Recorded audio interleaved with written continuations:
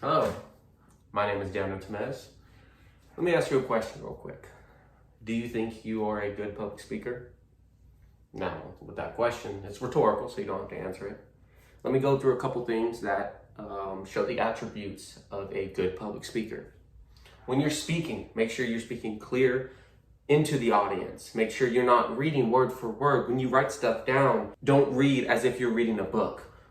Just start with bullet points and say what you're actually feeling in that moment, what you want to get across emotionally. When you write a speech or you have something to speak about, make sure you have some sort of physical connection towards what you're talking about, that you feel strongly about. If you don't feel strong about something, don't speak about it, because the audience is going to see that.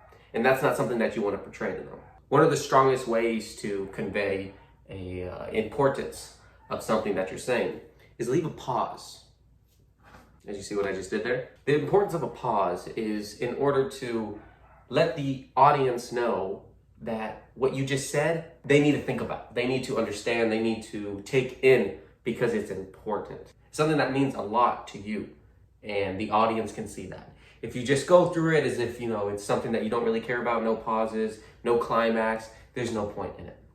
As well as when you're doing a speech, make sure you have key points around 3 different main objectives. If you have 6, 7, or 8 of them about different things you're going to do, the audience will start losing the big picture. And it's very important to maintain the big picture of everything. When you start off with this speech, it's very important to give them a hook. Say something, whether it's a question or an important statement, a statistic, anything that's going to wow them, bring them in. And where you start is very, very important, where you end. If you don't have a good start, you lost them the whole entire way. And your whole speech will be trying to make up for lost grounds when you started off backwards.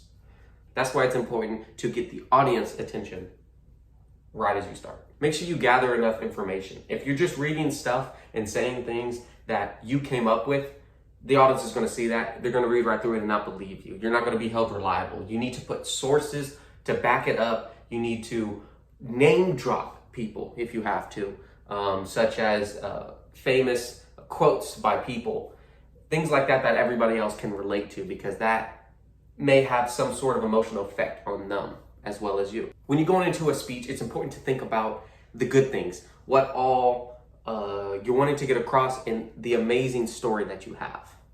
It's whether that is about a personal story, a documentary, however it would be, you need to get yourself emotionally right and just relax and calm.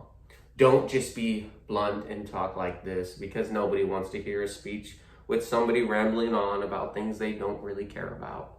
But when you engage them, when you feel it, can you feel this energy that I'm giving you? Exactly. That's the same energy that you want to give to the audience.